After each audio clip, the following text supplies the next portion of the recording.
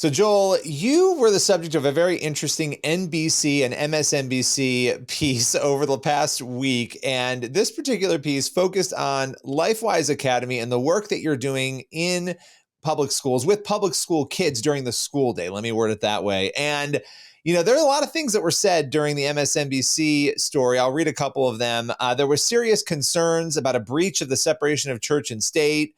There was a question as to whether or not LifeWise is running afoul of the First Amendment. At one point, your work was called distressing. What was it like for you to watch these segments, both the NBC piece and then the broader MSNBC piece? What was that like to see? Well, the NBC piece was the nightly news piece. It was really interesting. The whole experience of having them come with all their people and do such a long interview and spend all day and boil it down to 3 minutes and to see how things were framed and how it was kind of looked balanced, but it wasn't really balanced. That was fascinating. Like I'd never been kind of inside the machine. I've had a million conversations about LifeWise. I've done a million interviews where people are just asking honest questions, and then to do something like that was weird, but fine. The MSNBC piece, frankly, to me was hilarious. Like it genuinely felt like an SNL skit because I know reality. Like I know that we have a Bible education program with little kids. Like we're teaching little kids the Bible, and in fact, when NBC came, were there for the lesson on David and Goliath, like the most famous Bible story of all time, and that they would turn it into something that they find distressing. That was, I mean, it was funny. Well, and really, just so people know, before we even go forward talking more about this, what LifeWise does is during special periods of time, lunch, recess, perhaps a library period, not non-essential education time, and correct my wording on that if you need to, but kids can be voluntarily, if their parents choose, they can opt in and they can be bussed over to LifeWise events that happen at a church or a local community center, and they can learn about the Bible, and then they're brought back to school. So it happens during the school day, but it's not created by the school system. It's privately funded. That's essentially what you do, right? That's correct. I mean, in the same way that a child will maybe have art class once a week and music class once a week and gym class a couple times a week, through our program, a public school student can have Bible class once per week. And yeah, it has to be off school property, privately funded, parent permitted. But the Supreme Court has ruled on this. There's state laws about it. It's little known. We think sadly, it's been under the radar. We're trying to popularize it, but it is the most black and white, clearly legal thing imaginable. Right. And we've done videos on that. We can link out to those. People can learn more. They can hear you talk more about the legalities of it. It's completely legal. This seemed to shock MSNBC. Obviously, I mentioned some of the things at the top that were said, but one of the big elements that was very interesting in watching the segment, there was a real political fear. There was a discussion about blue islands in red states that could be swayed by LifeWise, that if you raise up all these Christian kids, essentially, when you read between the lines, that could have a political ramification. What was it like, that piece of it? Because you weren't sitting there when they were asking those kinds of questions. I don't think they did that after the fact. What was it like to hear them talk about the political fears they had? Well, honestly, it was strange. And when I did the interview with NBC, it was very oriented toward the political. They kept drilling in. They wanted to talk about abortion. They wanted to talk about political things. And I kept saying repeatedly, we're not a political organization. We're teaching Bible stories to kids. And what's interesting to me is that as Christians, the Bible truth, that's the big category. And politics is just one small detail, right? Like life is so big. And to them, it seems to be switched. It seems to be that the big category is these political agenda things, and the Bible is just this one.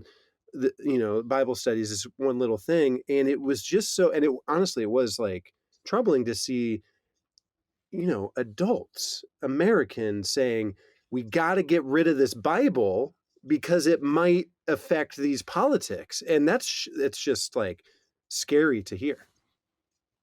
Yeah, and I think, I mean, I will tell you this. I've seen a lot of segments. I haven't seen one quite like this, especially because we've covered you a lot. I've interviewed you a lot. I know what you guys are trying to do and what your mission is. I mean, they even went as far at one point as to note that ice cream or popcorn parties were being offered to try to get kids' friends to sign up. And it was presented in the middle of this as though that were some sort of danger, it felt like. I mean, they weren't saying that, but it was implicit almost in how they were presenting it.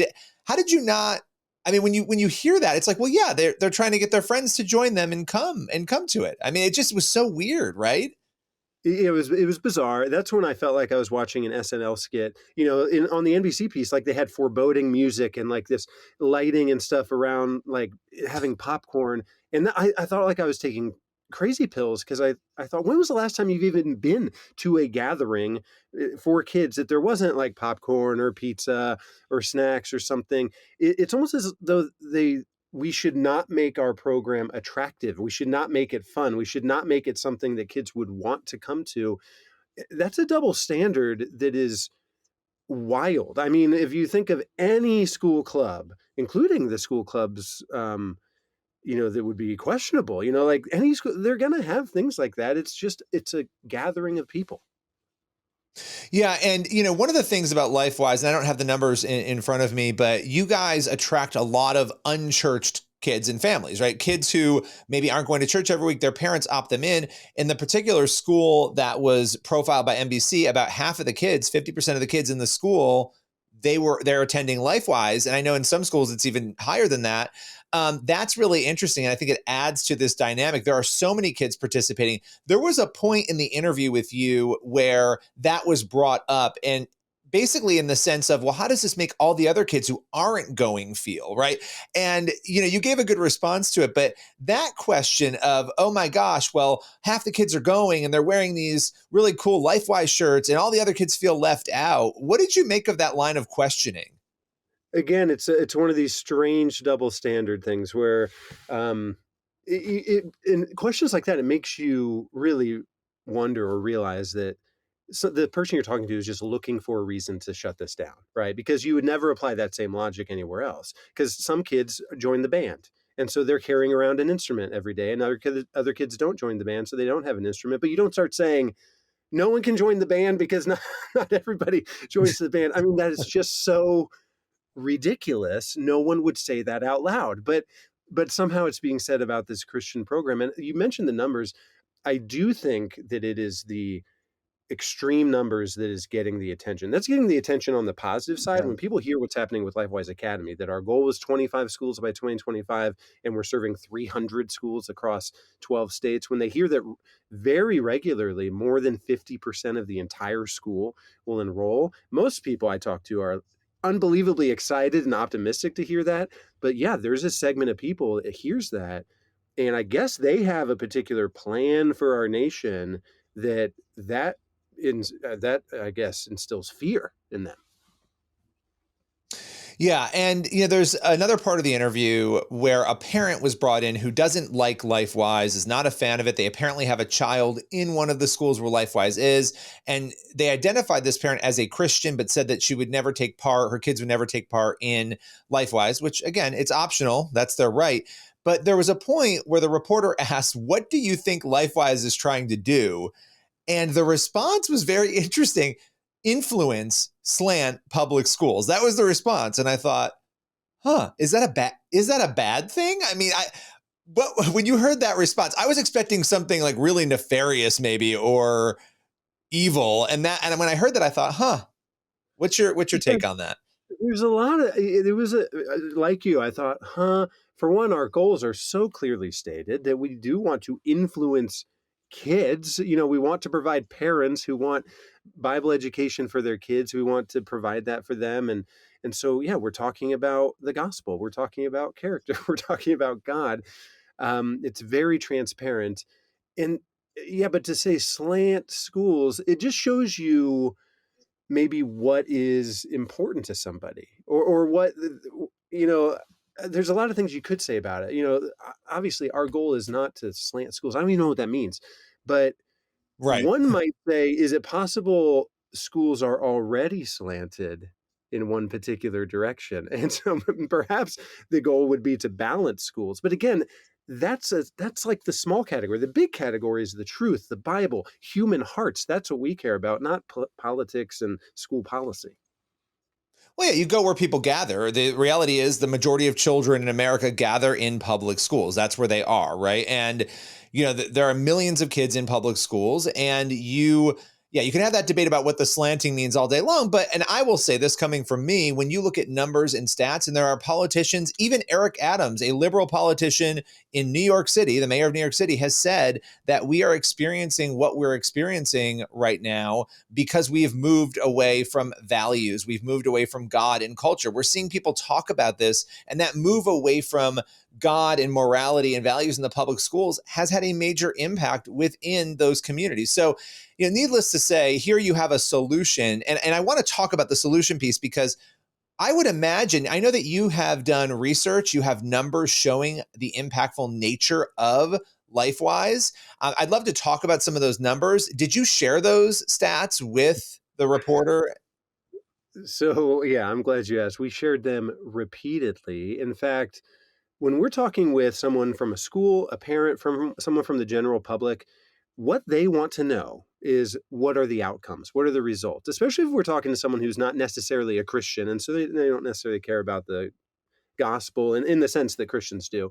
They want to know what are the results? Are you just taking time out of the school day? And there's a third party independent study that shows when a school implements LifeWise, their attendance goes up. The New York Times just reported that chronic absenteeism is a real thing after COVID.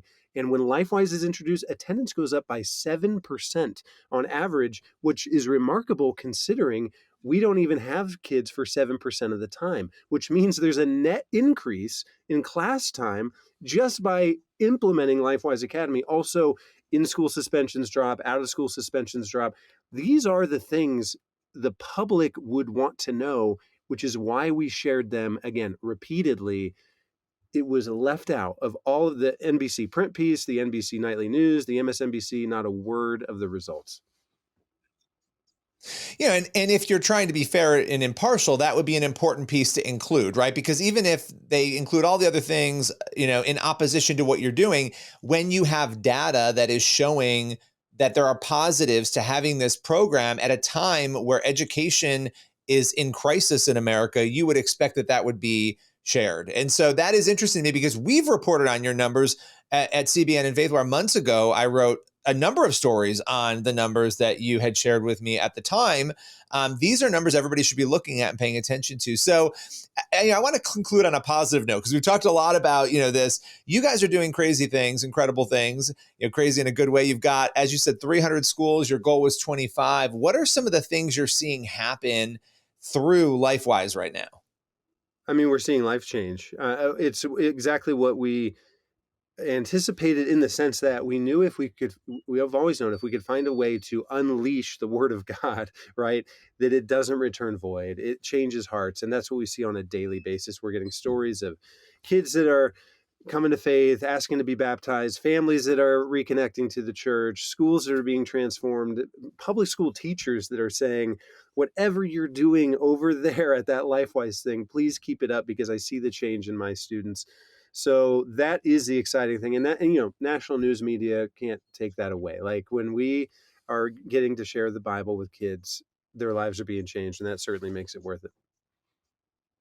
Well, I appreciate you, all the work you do, and you coming on today, breaking it all down and responding to these reports. Crazy times we live in, but appreciate you today. Yeah, appreciate you, Billy. Thanks for the opportunity.